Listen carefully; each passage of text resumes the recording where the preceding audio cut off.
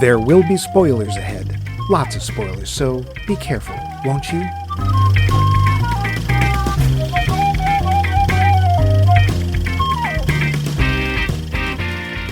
Max Mike Movies is brought to you by Maison de Velour, maker of the finest French-style wines in California.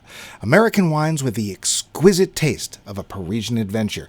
Treat your guests to a European getaway while staying at home with Maison de Velour. And what better way to savor Maison de Velour than to pour it over a bowl of Bumpy Puck cereal? Bumpy Pucks, pony chewed so it's easy to digest. Get some today. Start your day the Bumpy Pucks way, made with alfalfa, oats, and hay. Have a bowl, you'll never frown. Keep an extra box around. Welcome to Max Mike Movies. It's the beginning of a brand new series, and Max, I hope you're happy. I hope you're happy now. I hope you're happy how you've hurt our show forever. I hope you think it's clever. Wait, that's not what I meant. Wait a minute. Remember, You Asked For It is the new series where we take our cues from you, our listeners, and poll question answerers. It's going to be a big series because we want to hear what you have to say, see what you want us to watch. By utter coincidence, while we were planning what our next series was going to be, longtime listener Adam Mark, out of the blue, asked us if we'd review the new film adaptation of Broadway's Wicked. Well, why not, said we, and so that's the first film on our little odyssey. Standing at the prow of our intrepid ship is this show's captain, Max. What is a fleece anyway? Levine, say something wicked, Max. Hard of port. Ugh, wicked disgusting. Seasick. Yeah, I do like this. It's clearly a movie that takes place in Boston. Wicked good. I guarantee none of it does. And No. me, I'm just Mike Winged Monkey Loose. Wicked is still in theaters, so go out, watch it, and come back because there are going to be spoilers. Let's play that little klaxon thing just so it's clear. Spoiler, spoiler, spoiler, spoiler. Right, now that you're back, let's get to the next step in our show, which is the Poll question. 2 weeks ago, we asked you, when choosing movies to watch, do you trust the words of your friends or critics more? Here's what you had to say. Steve Kellner offered, quote, Metacritic in general and select friends for select movies. Some friends have tastes I understand well enough that I can judge based on their assessment, including that I would not like something they do like, and vice versa. End quote. Well put, Steve. Thanks. Yeah. Jen Ings, new to our poll, replied, quote, Yeah. Friends more than critics, end quote. Thanks, Jen. In similar note, Byron Ho said, quote, Friends mostly, end quote. Oh, short but sweet. He is just a big hoe. Be nice. Thanks, Byron. That's his name. Yeah. Oh, man. And he is tall. Have you ever even met him? Yeah. Oh, all right. Adam Mark, who started this whole series, posted, quote, Friends. I don't really care for professional critics' reviews. Uh-oh. They're always a bit too cerebral, high-minded, i.e., here's the film I wish I had seen, or that sounds like us. Sometimes it does. Or, this is how the film applies to my pet issue, cause, obsession. Infrequently do they talk about whether the film lands. Does the story, dialogue, casting, directing work together? Is it a compelling story? Is it visually impressive enough to merit a trip to the theater? Will it stand the test of time? With Friends, you get the truth. It was boring, funny, weird, romantic, engaging. And also, since they know your taste, you would not like this film. It's also true for Rotten Tomatoes. The non-professional reviewers are always more informative and more insightful and often more funny. Friends forever and a day, end quote. Gee, I wonder where we land in there. Well, thanks, Adam. Well, I can't really say we're professionals because as far as I know, nobody's paying us except in bumpy bucks. And cases of Maison, never mind. No, that's if we do a bad job. Then they force those things on us. Especially together. Turns the cereal nice and red. All right. Keith Wright answered, quote, Neither. If the movie's subject matter interests me, I would go see it, end quote. Ooh, well, that's a different answer. Thanks, Keith. Ooh, I don't need anyone. Ooh, look at me. I'm Keith. I have my own opinions. Are you trying to alienate anyone who might consider listening to the show? Yes, I am.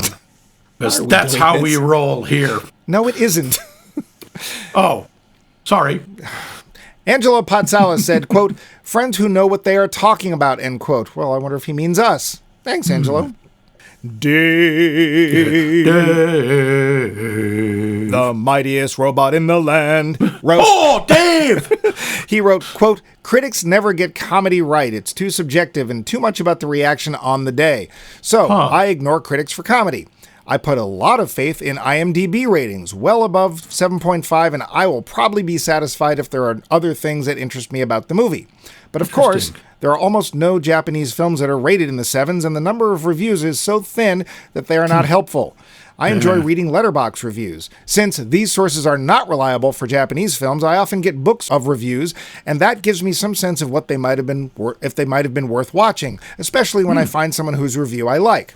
For example, when Donald Ritchie tells me that a Japanese film is a masterpiece, I know it will be what I think of as a real movie, an art film with some substantive depth.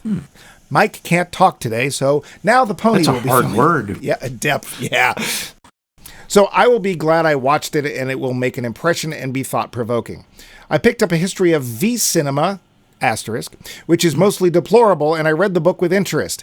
It resulted in my watching 4 movies in total, of which 2 were good, but that is about what I expected out of it, despite the fact that V-cinema genre has thousands of movies to pick from.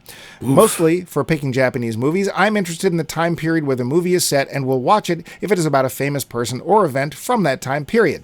Or if it is a movie that did particularly well at the box office, then that is of interest as well. I often choose by star or director. Few of my friends have seen enough Japanese films to make me recommendations, but there are a couple of people whose opinions I respect, end quote. Phew. I had to ask Dave what V-cinema was. It seems the V likely stands for violence, and they were straight-to-video films. Apparently at their peak, they were making 500 a year. Yikes! For 20 years. Good Lord. Yeah. So, but thanks for that foreign perspective, Dave. Brian Mundo offered, quote, friends who generally like the same stuff as me is usually my way to go, end quote. Well, that seems fair. Thanks, Brian. Yeah. Degsy O'Brien posted, quote, oh, never friends, but mostly because I would hate the awkwardness of not liking something that they obviously loved. For critics, I'll keep an eye on a select few whose views mostly jibe with mine, including you two fine gentlemen. End quote. Aw, thank you, Degsy. That's really kind of you. Yeah. I forgive you for foiling my evil schemes, you meddling landscape painter. None of which is true, but if he did, I would want him to continue to foil your nefarious schemes. Lauren Buxbaum answered, quote, the only time I listened to a critic was on NPR. The director of Beasts of the Southern Wild was interviewed, and raved about the perspicacity of the 7-year-old protagonist. Frankly, I don't think any 7-year-old should have been anywhere near the movie. It is a portrayal of a group of people in a loose conclave at the edge of a flooded area after Katrina. The adults expect the protagonist to fend for herself while they drink and get stoned. Well, that seems reasonable. Then they finally go to a rescue center, and the staff are portrayed as rich do-gooders who treat the protagonist with ignorance and cultural blindness. It was the least enjoyable movie I have ever seen, and there were no beasts other than the do-gooders who are portrayed with less empathy than the guys who blow up a dam, end quote. Yeah, Max and I saw that movie, and it is hard to watch. It is. There are beasts in it, at least in the kid's imagination. Well, she's drawing them a lot, isn't she? Yeah, but she also sees them. Yeah. And so do we. I don't know. I thought it was a good film, but it is not one to enjoy again and again. So yeah. Thanks, Lauren. Sorry, didn't mean to cut you off. That's okay. Thank you, Lauren. And remember, she is a doctor. Yes. Over to the website, we have Vince, master of all things Canadian, who gave us this. Quote, I respect the advice of friends who tend to like the same sort of movies I do, or who know the sort of movies I tend to like. Professional critics do not have that advantage. I remember when in the 70s, critics were also celebrities. And I thought that they were often in the pocket of the studio, so I took their recommendations with a grain of salt. Overall, I listen to what people say, but mostly go on my own intuition, end quote. Well, that's certainly fair indeed. Thanks, Vince. Yeah. Lastly, replying on the hot line is Doris. Let's hear what she had to say. Talk to us, mon petit chouchou. Hello, Max Mike Movies. Hello, Max. So I'm here to answer the poll question, which happens to be this time, whose opinion most affects your choice of movie viewing, your friends or your professional movie critics? Well, I have to say, It's Max Mike Movies, of course. I would listen to anything you have to say, and it's not just because you say things that I like to hear, like, just the sound of Max's voice. But I do like to hear why you like something or don't like something. Too many times they don't talk about why. They just spill out these weird words that I have no idea what they're talking about. Either that, or if I have a friend who, has the same kind of taste in movies and they really like a movie, then I'll go see it. But that is my answer. I can't wait to hear you guys next week. I missed you this week. It just wasn't the same. Bye. Wow. Well, first off, thanks, Doris, for listening and liking our little show. It's very nice of you. Especially me. Yeah. Second, Max, you, Doris, get a room already.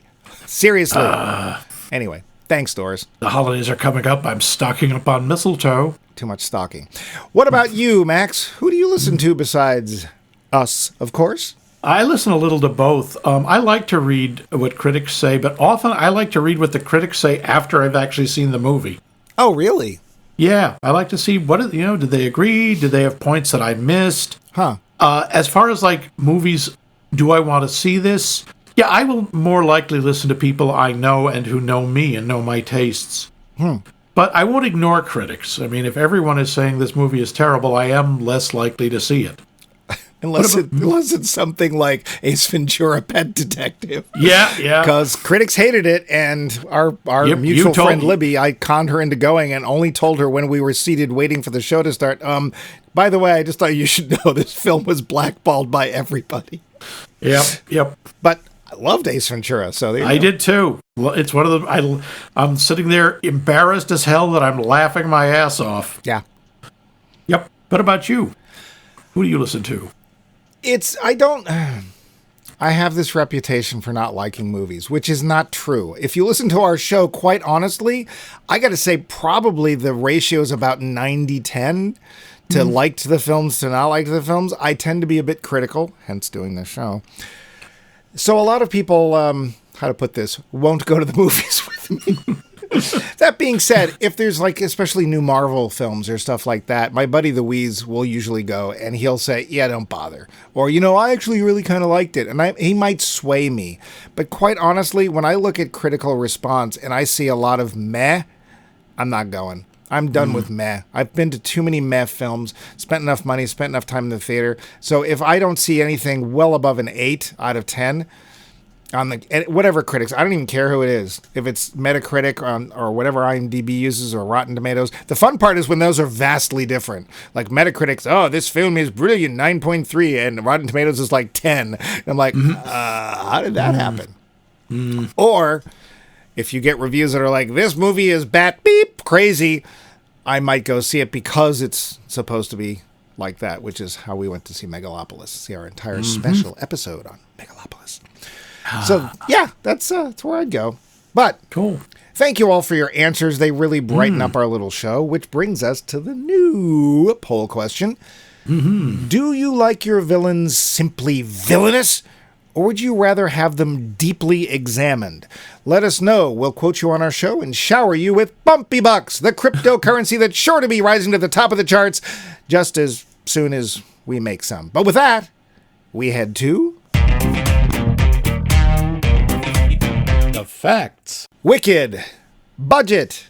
$150 million, which, considering the production values, is pretty damn good, I think. Yeah, not bad. What I don't know is if that covers part 2 or not. I believe it's just part 1. But I think it's part 1. Part 2 should be cheaper because, they built all the sets. Oh, wait, they're probably not going to use it. Never mind. Who knows?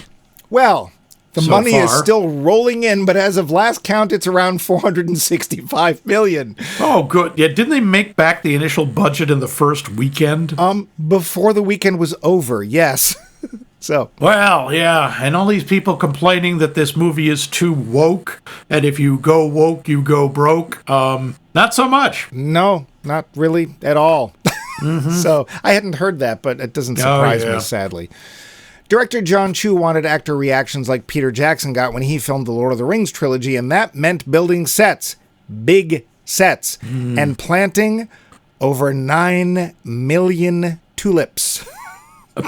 Oh, God. 9 million. Wouldn't that cause some kind of climate change? I don't know. Or upset the Earth's rotation? Couldn't they have just filmed it in Holland? I mean, Yeah. but Yeah, all God, this, what does that do to the international tulip market? who cares? That was centuries ago.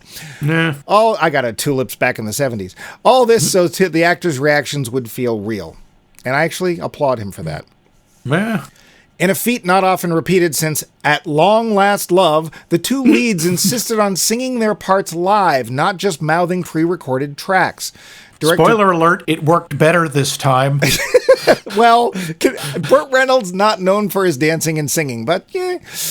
Director Chu had his doubts and expressed them, to which they replied, quote, "Yeah, that's what we do," end quote. It's a point. Yeah, what point? How should I know? Elphaba. Where the heck did they get that name? Well, it's I know. more or less the phonetic pronunciation of L. Frank Baum's initials. So, sure. Yep. That makes sense. Speaking of those two leads, Ariana Grande and Cynthia Erivo, they, as well as everyone else in this movie, had to audition. John Chu said that no one just gets a pass. Needless to say, they nailed it. Yeah. This is the first non-Disney musical to break the $100 million mark in its opening weekend. Oof. Yeah. Seems it's not just the audiences that want to sing along. Some birds had nested in the sets and would sing along whenever they were filming musical numbers. So someone had to make raptor calls to shut them up before the cameras rolled. Oops. Okay, That's how I got the pigeon out of our garage. There you go.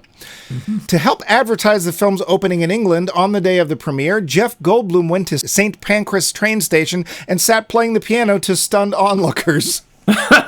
Who probably just said, "Oh yeah, there's that Jeff Goldblum bloke, and he's just playing the bloody piano, isn't he?" I'm sure he got tens of people into the theater. Wicked, the musical, debuted 20 years ago on Broadway. And it's still playing there as of today. Wow. In case you missed it in the news, when some of the toys from this movie were released, they mistakenly printed the dear. website address of an adult film site on the boxes. No doubt there were now worth thousands on eBay, so yeah. Whoopsie doodle. Yeah, somebody's actually suing them for that, and it's like, come on, it was a mistake. Yeah. Lady Gaga was offered the role of Elphaba, but turned it down to play Harley Quinn in the Joker in Joker Folie à Deux film. Good choice, Gaga. Yeah, that was a Gaga-licious choice. Michelle Yeoh and Peter Dinklage worked together again. The last time they were in the same film was in 2023's Transformers: Rise of the Beasts. Oh, Lord. Yay! Oh, hey, in case Michelle, why? No, Peter Dinklage, why? Yeah. Oh, hey, in case you didn't know, before this was a long-running Broadway musical and now movie, it was a book. Surprise! Yes, it was. Yeah. Max, anything you'd like to add to the trivia here? We get a couple of interesting cameos. Oh, do we? Yes, we do. The original Broadway Elphaba and Galinda, Galinda was played by Kristen Chenoweth, and as we all know, Elphaba was played by Adriana Falfanbedijingbedindeman. Brilliant pronunciation, Max. Which is, of course, my tribute to John Travolta's weird-ass attempt at the Oscars to pronounce Idina Menzel. But they show up in the Ozfest sort of musical number within the musical number when they're in the Emerald City. They appear as the two ancients. And that's also why Kristen covers Ariana Grande's mouth when she's singing, because she doesn't want to be upstaged. Oh, dear. So they're in there. And also, the guy who wrote the original music for the stage show, Stephen Schwartz, who we'll get to later. Is he son of Sherwood Schwartz? No, I don't think he is. Oh, I thought we might have a good Gilligan tie-in here. Or Lloyd. I think Lloyd was his son, so this could be the grandson of Sherwood Schwartz. I don't think so. Oh. I'm pretty sure it wasn't. Otherwise, I'm pretty sure in the opening I distinctly heard a do-do-do-do-do-do-do. But the Wellingtons are nowhere to be seen. Oh, that's true. Or the mosquitoes. Yep. Anyway, I'm Stephen sorry. Schwartz has a cameo in this as the soldier who announces, "The wizard will see you now." Yep. Stephen Schwartz, you may know from his other great musicals, such as Prince of Egypt and Pocahontas. Oh, Pocahontas, the story of Yes, that wayward Polka. Polish girl as she wanders across Europe. Pocahontas, yep. Pocahontas. Yeah, you betcha. That's pretty much, that was the only extra I had. Oh, that's okay. Thank you for bringing that in. Now we'll get to the plot. Whew. Yeah. Remember the beloved classic 1939's The Wizard of Oz? Well, forget all that, mostly. Nope, none of that. Nope. Oh. We start off with a celebration in Munchkinland. People are thrilled to hear of the death of the Wicked Witch of the West. Everyone's happy, except Glinda, who, it seems, has a different understanding of the witch. See, they went to college together and were friends. So we take a flash back to those early days when a baby was See born. what you did there. When a baby was born green and was, from that day forward, ostracized from both her family and society. When her sister was born, sadly disabled because of the drugs her mother took while pregnant to prevent another green child, Elphaba, the soon-to-be Wicked Witch, took it upon herself to look out for her sister. And when that sister gets accepted to Shiz University, which is indeed the shiz. Elphaba, can I see that on this show? I don't know. Elphaba goes along to help out, but lo and behold, it seems Elphaba has some kind of magic powers. One of the professors there, Madame Morrible, recognizes her worth and convinces the girl's father to let them both stay. Then Galinda, not Glinda because reasons, shows up and is basically the very heart of popularity and self-absorption. Everyone loves her, except Elphaba, of course. What should happen? They end up roommates. They were roommates. Initially, Galinda tries to discredit and shun Elphaba, but through some shared misunderstandings, the two come to really care for each other. All seems good, but there is trouble afoot. Or is it a hoof? The animals of Oz, who can all speak, are being shunted away, and some, it seems, are being caged, after which they lose the ability to speak. No one knows why this is happening, but soon the last animals that work and teach at the college have disappeared. In the middle of all this, Prince Fiero, a rogue if ever there was one, shows up and captures the hearts of all the women, and a few of the men, of the school. A ne'er-do-well who's been tossed from many schools, he soon becomes the boyfriend of Galinda, though Elphaba is not out of the running. As her studies have been progressing, Elphaba receives a summons from the actual Wizard of Oz himself. Deciding to go and present her worries about what's happening to the animals in person, she goes to the Emerald City, meets the wizard, and everyone lives happily ever after. Well, okay, no, they don't. Seems the wizard isn't exactly what he seems. He and Madame Morrible have been seeking someone who can read the magic from the mystical tome, the Grimoire.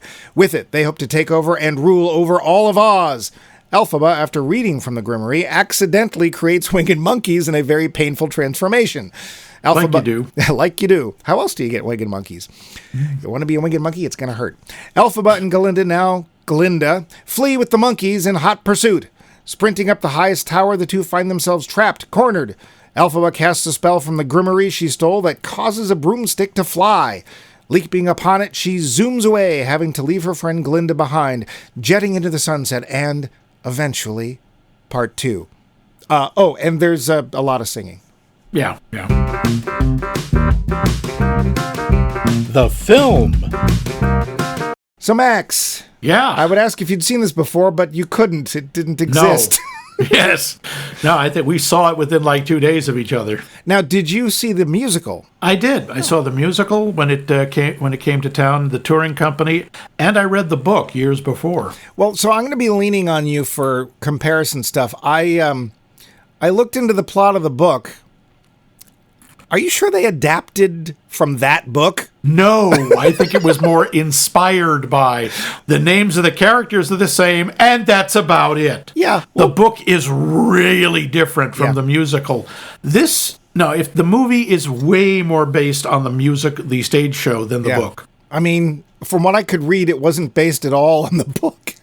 No, I mean, the book is much darker and grimmer, grittier, nastier. I mean, she's more of a revolutionary, and there's lots of fighting, and I don't know. It was just like, huh? Usually if I read, like, the plot of a book that's been adapted into a film, I can say, oh, they took this, and they left that part out. Okay, Lord of the Rings, no Tom Bombadil.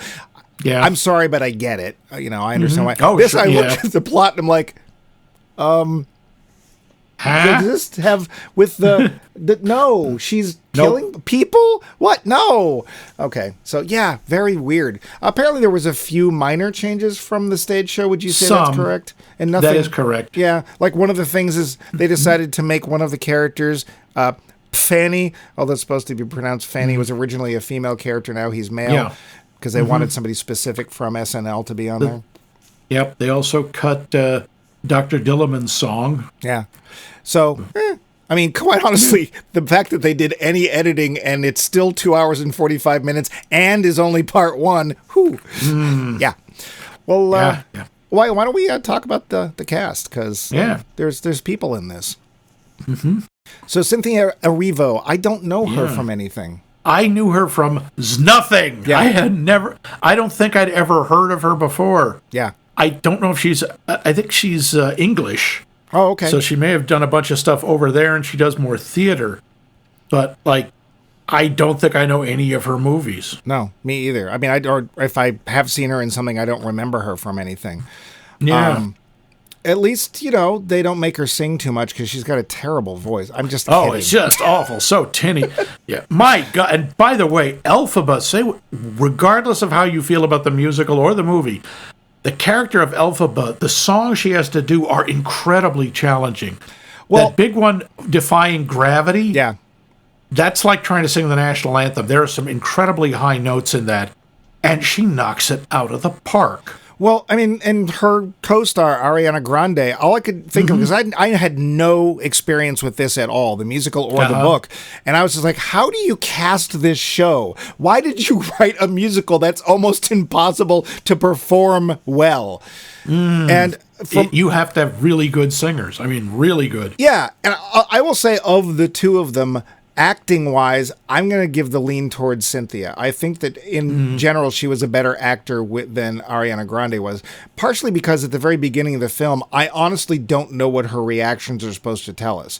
It's like, are you upset that people are happy? Are you happy that they're happy? I don't know. And of course, part of the movie is that we're going to find out. But when she's trouncing around and being Miss Popular, the cheerleader, whatever, I think she does fine. Her singing, of course, is off.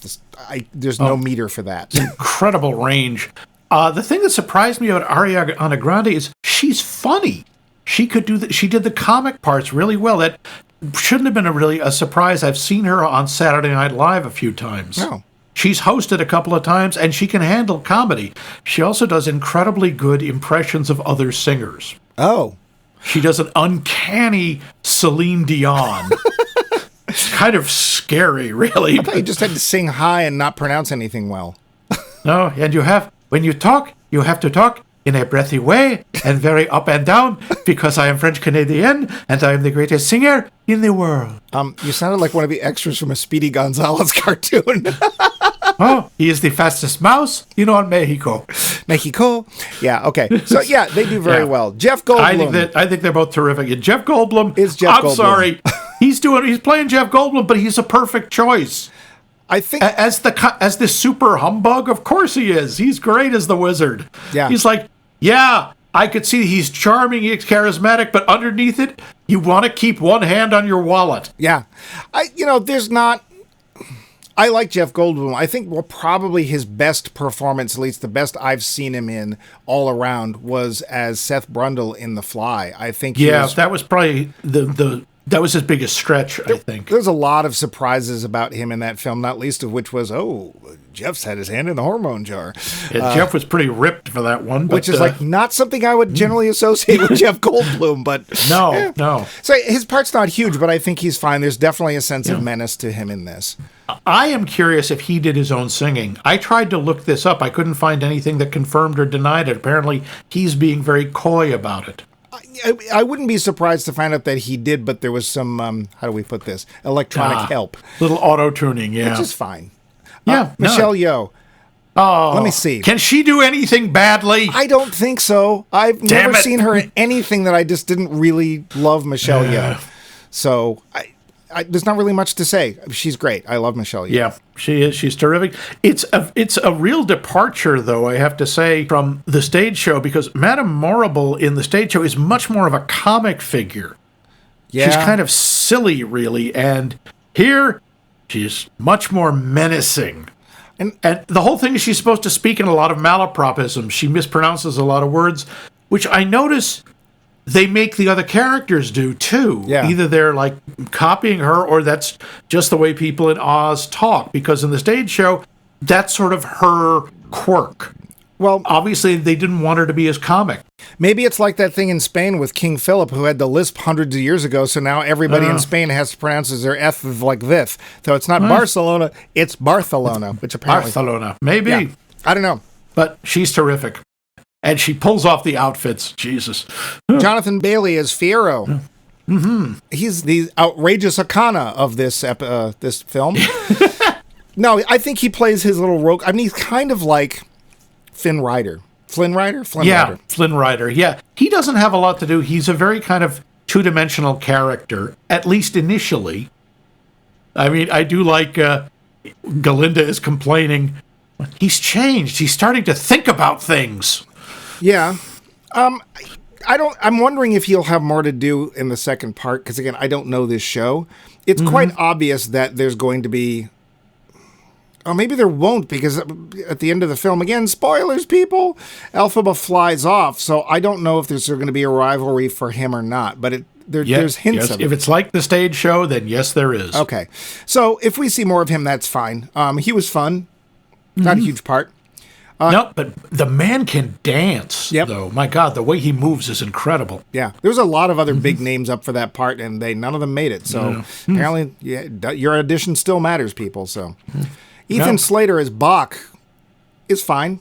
He's fun. Yeah, Yeah. I didn't know his name was Bach until doing the show, because Well, she keeps because Galinda keeps calling him Bick.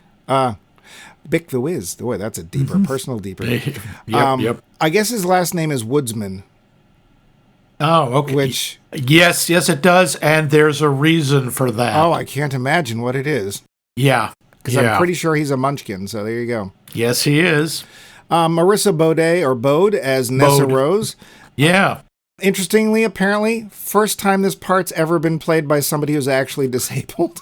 Yeah, by the way, both her sort of, college-age persona and when she's a little girl, both of those actresses are in wheelchairs. Yeah, she's fine. I don't know that I would give her much more than that, partially because she's not on that much. She doesn't do very much, but she has that nice combination of, you get the feeling she's a decent person, but she's been so stifled by both her father and her sister trying to protect her, and she's desperate to be her own person. Eat it, stifle. The thing is, I'm having trouble. She apparently becomes a wicked witch too, and there's like no indication that that's going to happen. And so I don't know if that's the show or her, but I don't get any like underlying, like, oh, this is good. Wait till you see what she does, because of course she's the one who gets hit by the house. Oops, spoiler. Yeah. But that movie's Come over. on, everyone's seen that. 85 years old. Yeah. Peter Dinklage, I got to go with kind of a complete waste. Yeah. He doesn't get to do nearly enough. No, we don't see him, but but that's not so bad. Because let's face it, his voice is what he's got. His voice is amazing. Peter Dinklage has one of the greatest speaking voices. I will say that he did sound remarkably like Tyrion Lannister in this. Well, which is fine. He's playing a goat. So yeah. And then, man, is there anybody you wanted to pull out? Because there's just a lot. I did want to mention people. Bowen Yang, who plays Fanny. Now, I don't know. He's on SNL, I guess? Yes, he is. And he is very funny. He is basically, he's good for the part, but he's just doing the same shtick he tends to do on Saturday Night Live. Okay.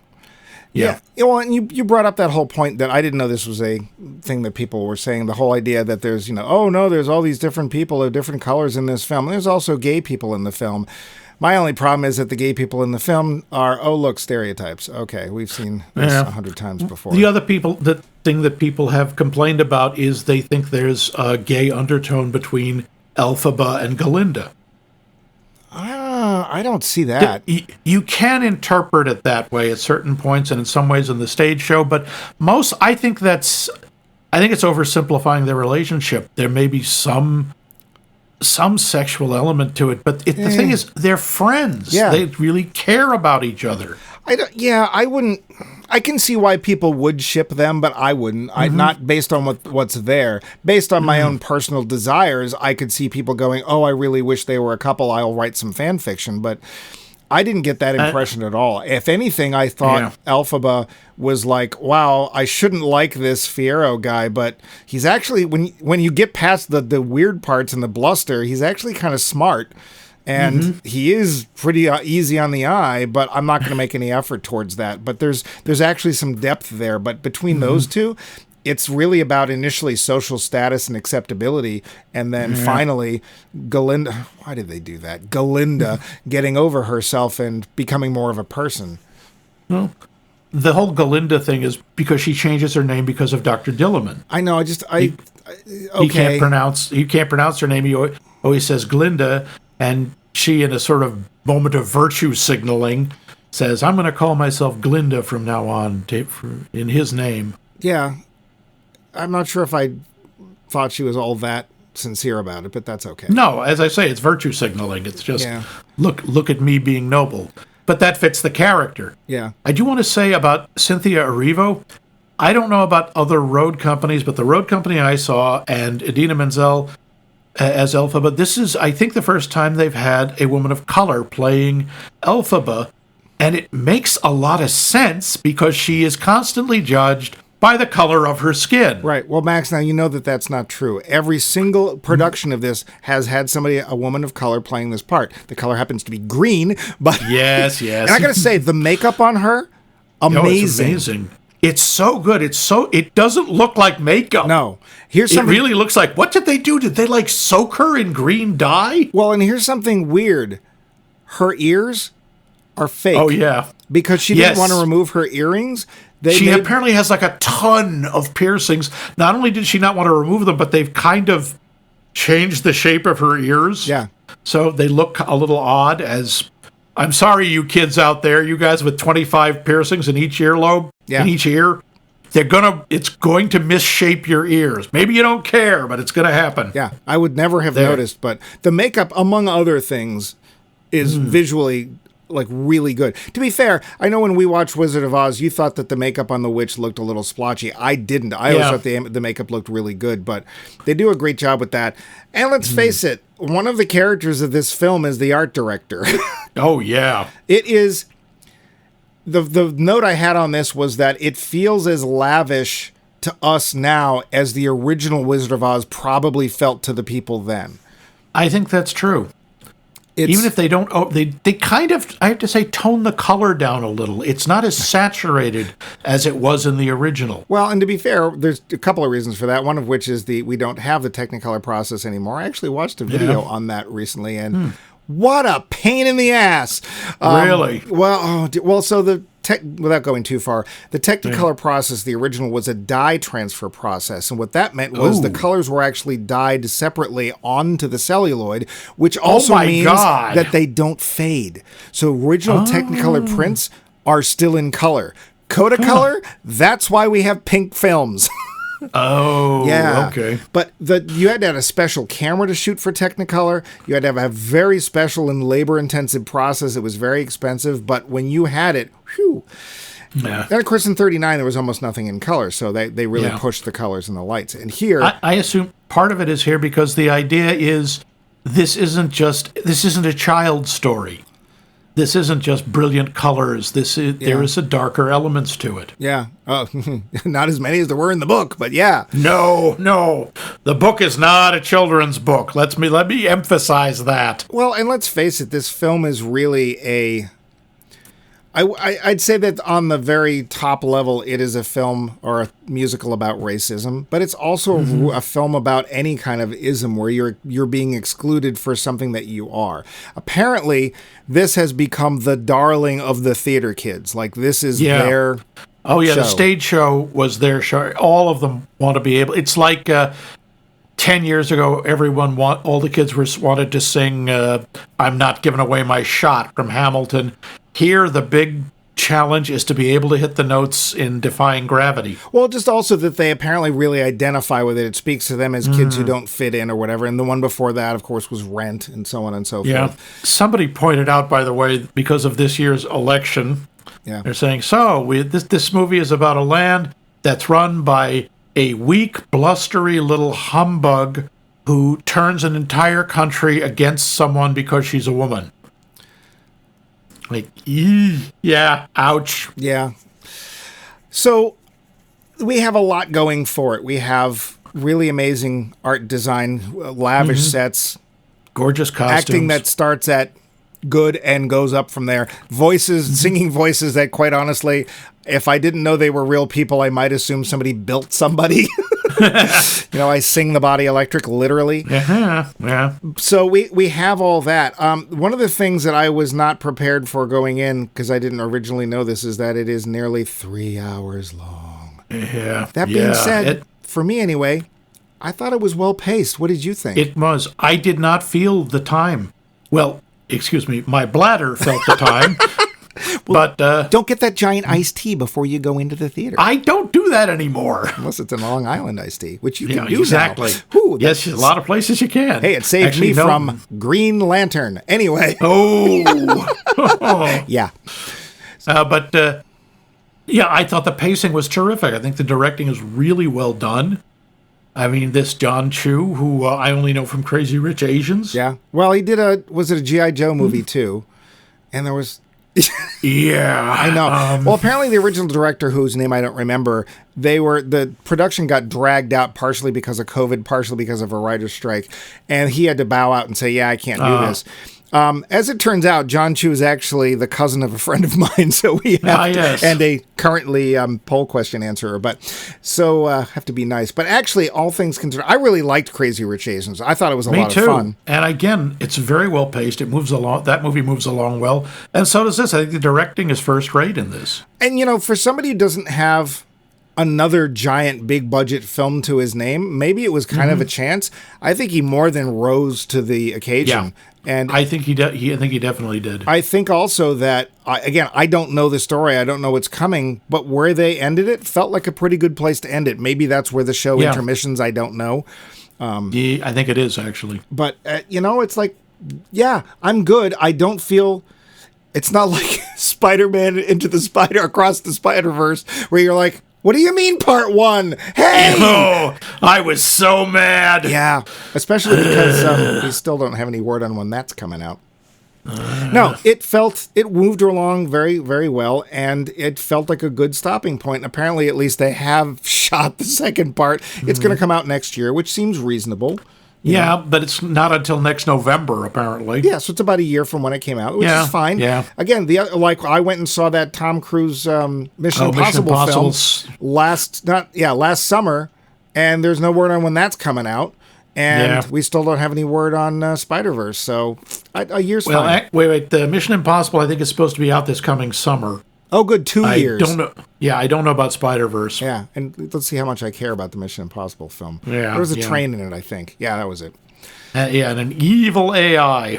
So it also manages to reference the original without generally running slipshod over it. But that brings us to a point that an issue I had with the film.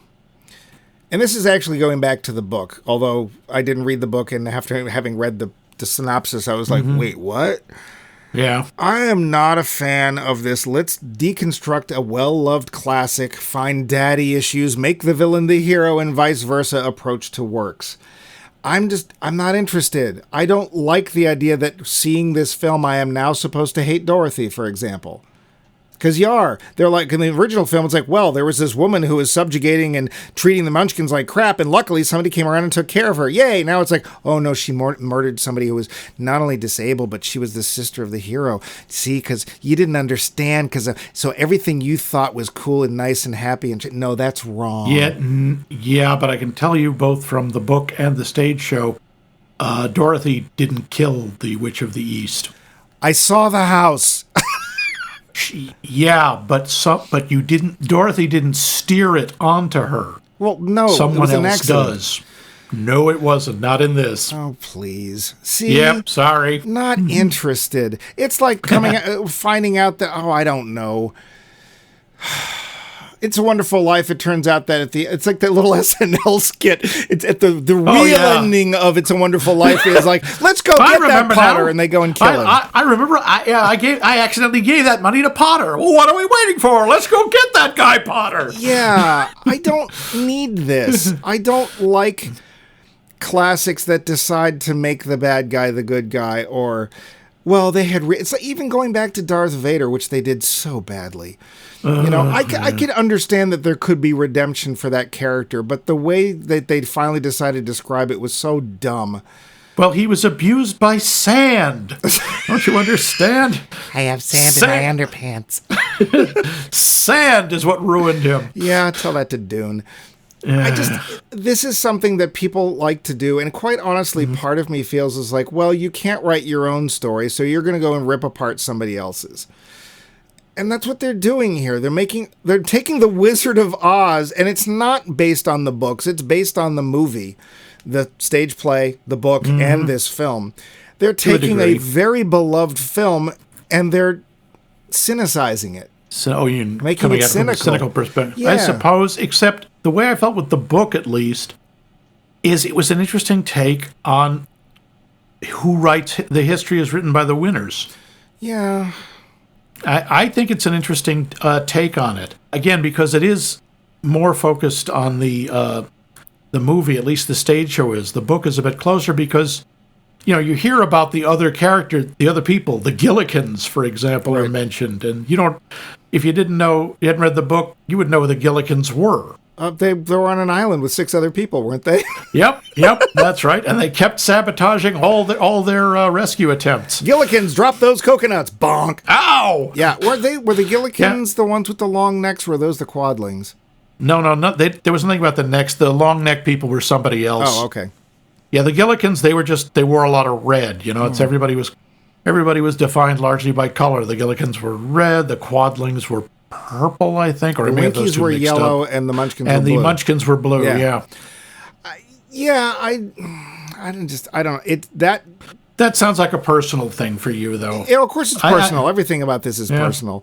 I don't need this. I don't need things that I love being ripped apart and made into this other thing. So that is going to cloud my judgment at the end of this episode, which is likely to get me in trouble, if no one else, at least with Adam. Okay. But there you go. We have this subplot about the animals losing their voices and stuff, which feels, quite honestly, not very well thought out to me. Honestly, I felt the same way in the stage show. It feels very tacked on. Yeah. It feels like we need a cause. Crap.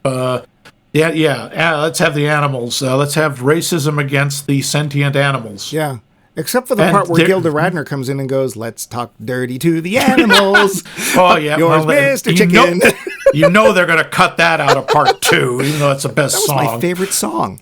Yeah, it felt very, tacked on. That's exactly the note that I had for that. Yeah, no, I agree with that. I think it was... I like the idea that she has a cause. I like that that's sort of a window into the fact that this utopia is not a utopia. Right. But they could have done it better. The original could have done it better. Yeah. I don't think, if I remember right, I don't think that's part of the book. Oh, yeah, you read it, I didn't, so I'll take your word for it. Yeah, I read it a long time ago, but the animals, it's sort of a background thing. Her causes are much more complicated. Yeah. I have a question for you. Is there real magic in Oz or not? Clearly she has it. Well, yeah, but she and Madame Morrible seem to be the only people who can do it, and yet everything seems to almost be based on it. Some of it appears to be based on steampunk from The Wizard. Sure, or just honestly Art Deco, but Yeah. There isn't a lot of very visible magic, apart from the fact that all the animals can talk. Yeah. And that's a thing, even in the L. Frank Baum books. Oh, sure. All the animals in Oz can talk. Yeah, that's just a given. And I want to say, because friends of ours, the Kellners, especially Tony Kellner, is a big Oz fan. And at one point, I asked her, I was like, well, how come Toto never says anything? And apparently in one of the books he does, he basically just said, I never had anything worth saying or Yeah, he's just not used to it. He doesn't see the need to talk. And Yeah. as somebody points out, he talks with his tail. Ah, The way he wags his tail is sort of it's his way of communicating with Dorothy. yeah. So the magic thing's kind of weird. We don't even know where the grimoire comes from. I mean, that was totally added It's from in. the ancients. Yeah, we don't know There's because we always can't ancients. trust anything. We can't trust anything that the wizard has told us because we know he's an unreliable narrator. Yeah, it's just like Christine Chappell's fiance there and What Are Little Girls Made Of. Ruck knows what's going on, but he's not telling. I know. Start. Hey, Yes, that's an exact parallel. Thank you. hey, at least we haven't referenced Robot Monster yet. The old ones. Yes, I remember. Mr. Adams. Yeah. So there's. I don't know. Maybe we'll find out more in the subsequent film. But it was just a weird question to me. It's like because it seems they don't say Hogwarts, but it's Shiz University is Hogwarts. Yeah, it kind of is. Yeah. I mean, we're never going to go back to pre-Hogwarts. That's with us forever. I have a somewhat controversial thing to bring up, and I'm going to get in trouble for this, and I know I will. But You hate everyone related to John Chu. no, stop that. Okay. Yeah, none of the songs to me were particularly memorable. I didn't. Yeah. I didn't. I'm sorry. I didn't come away humming any of them.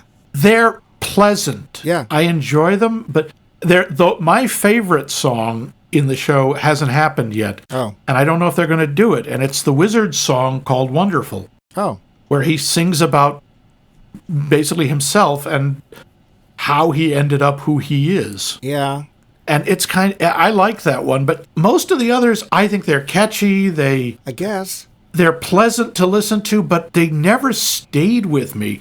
I know Defying Gravity has become like this anthem, but I can't help thinking, wait, you're rhyming defy with defy. The rhyme scheme is really oversimplified, and the lyrics are kind of clunky. I mean, I hate to bring this up as an example, but I came out of this movie and I wasn't thinking we don't talk about Bruno or Hakuna Matata or Be My Guest or Part of Their World. Chim Chim Cheree, I Want to Be Like You. Even Everyone Wants to Be a Cat. All of these would make me hum or tap my toes or remember them. I couldn't give you the tune of any of these songs. Well, I've listened to the soundtrack, so I remember them that way.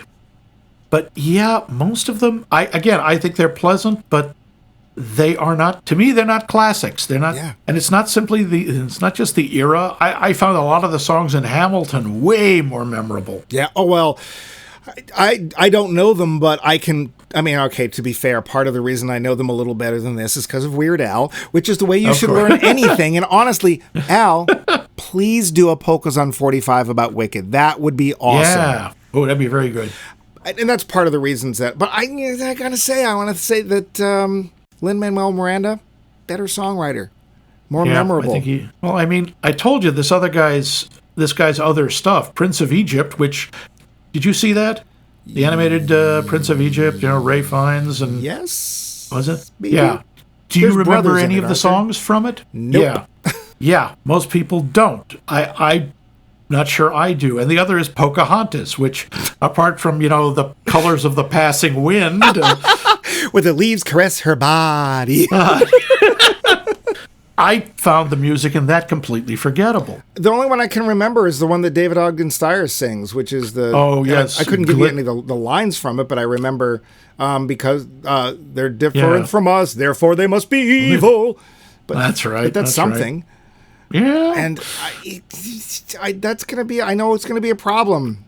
People are going to give me crap for that, but I'm sorry. It might be a generational thing. I don't know.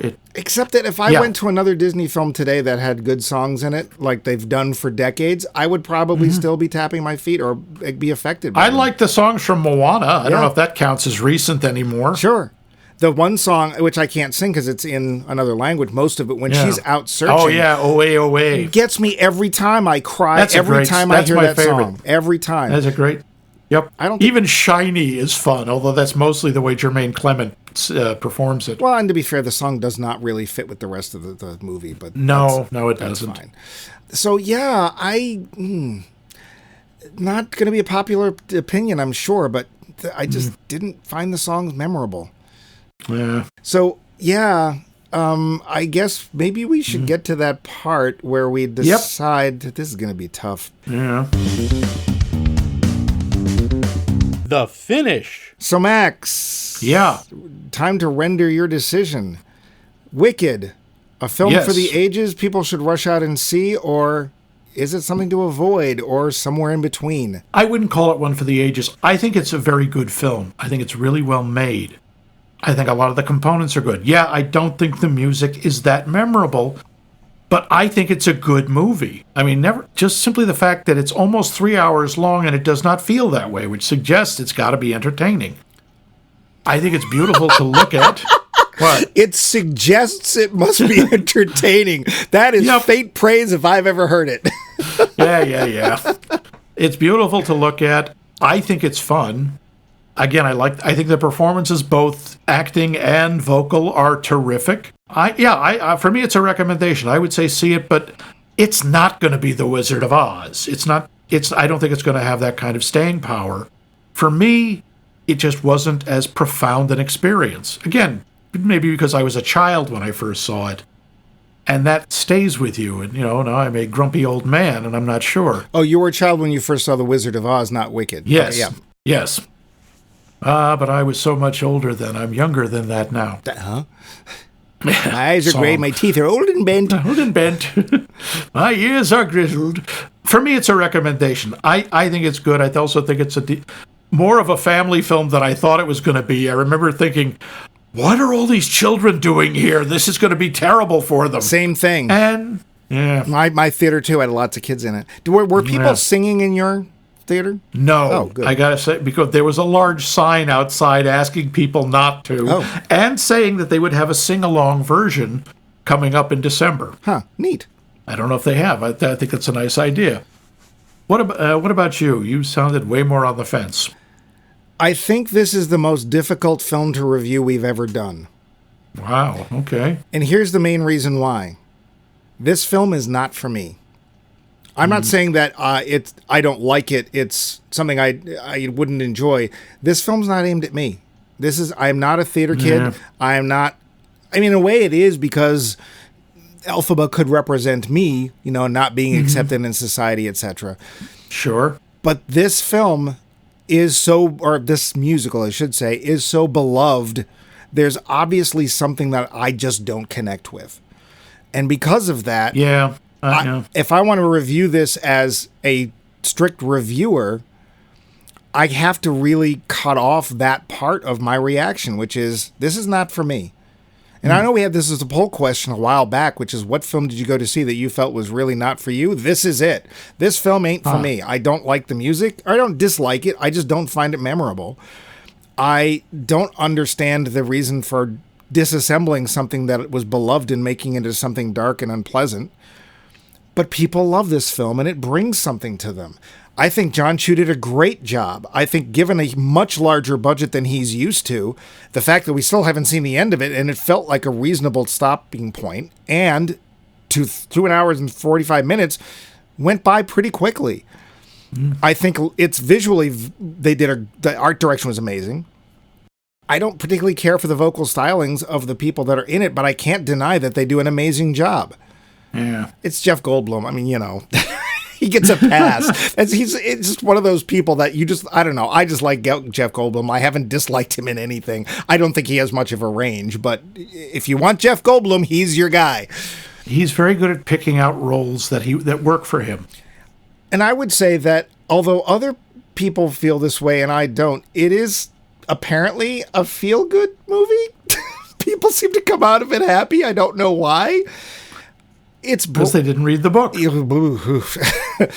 I would say, yeah, I'm going to recommend this film. It is not a film I will see again. Will I see the second part? I probably will, because I'm kind of interested to see how it ends. Yeah, I will. I mean, you talk about it not being aimed at you. I think it was aimed a little more at me because I was a theater nerd. Yeah. But again, I do think it's aimed at a younger crowd. Yeah, and that's because fair. Obviously, this speaks to the younger generation much more than it speaks to us. And again, as you say, that's fair. But yes, I agree. I would still recommend this movie, although I think I do it a little more wholeheartedly than you do. I will. It seems weird. I will wholeheartedly recommend it to people who like musicals and have an interest in this approach to storytelling. I think it's very well done. I didn't enjoy it. And it may sound weird and maybe even, I don't know, like I'm vying for votes or something from an audience to say, well, I didn't like it, but you should go see it. But I'm willing to step back and go, you know what? I can't judge this as objectively as I normally would like to because I don't think this film is something that would have appealed to me no matter what. But that doesn't mean it can't appeal to other people and that it wasn't well made, well acted, well sung, well produced. I would go see it in a theater. I think this is not a film that's going to look nearly as good on your home screen, however big it is. I think this is, he took that screen, that auditorium, and really uses it. There's a lot to look at. There's tons going on. There are giant dance numbers. In a way... Yeah, it's very large scale. In a way, this is like a hearkening back to old Hollywood, right? The big production numbers, the Cecil B. DeMille stuff. Yeah. Busby Berkeley, yeah. Yeah, I don't like it. Not for me. Don't like what he did with what they did with it. Go see it. Take that for what you will. Well, you're a very confusing man, and we're not going to interview you. Yeah, it was. I came out of it and I was like, this is going to be a tough one. I'm not sure what I'm going to do, but yeah, that's where I'm sitting. Go see it. Even if you're not, if you don't know the story, go see it. Why not? You know what? It's probably better than a lot of the other stuff that's out there. So, and at least it has a positive message, if nothing else, and that's worth seeing. So, but what else is worth seeing is our poll question, which, yeah, I know. Remember, I don't do these things well. Yep. Do you like your villains simply villainous, or would you rather have them deeply examined? Let us know. How can you do that, you might ask? How can you do that? Why? I might ask. Thank you, random stranger. You can email us directly at maxmikemovies.com. That, of course, suggests we have a website, which we do, which is maxmikemovies.com, where we have all our episodes all laid out nice and neat in a row. And you can comment there either on the episode or make a general comment about movies you'd like to see, shows you'd like us to do, or series you'd like us to do. Heck, that's where this one came from. And spoiler, it's going to be bigger than usual. We're extending this series quite a bit because y'all had such great suggestions, and most of them were films we hadn't seen. So yeah. Although there are one or two that we have and strangely haven't done. But besides that, you can also go to a thing called Facebook where you can find us on Max Mike Movies.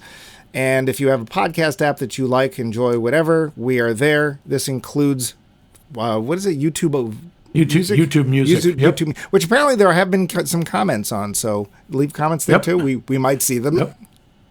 And you can find us on Blue Sky. Oh, right. I keep forgetting we're on Blueski. Yeah, we're on Blueski. So go to Blueski. But you know what else you should do is you should go to next week's movie, which, Max, have you decided in Remember, You Asked for It, what we're going to watch next week? Yes, I think we are going to watch a suggestion made by the Penguin Prancer himself, Vince. Uh-oh. Sorry, Vince, it's not going to be a Werner Herzog movie.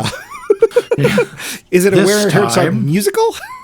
No, nor is it Werner Herzog adjacent. This is an English film way back. This is also sort of dealing with magical concepts in a way. It is a retelling of the Faust myth. Oh. Or Dr. Faustus with Peter Cook and Dudley Moore. And it's called Bedazzled. Really? Really. Okay. Have you seen this? A long time ago, I saw this movie. I am really interested to see how it holds up. The only thing I know about Peter Cook and Dudley Moore is that they were at one point considered quite the comedy duo. They were Pete and Dud, and they were hilarious. And they worked together on Beyond the Fringe and a number of stuff, and they are really, really funny together. I'll see how they are in this. I remember it being very, very English. Well, so if you would like to join us next week and, I guess, put studs on jeans, watch Bedazzled and join our show.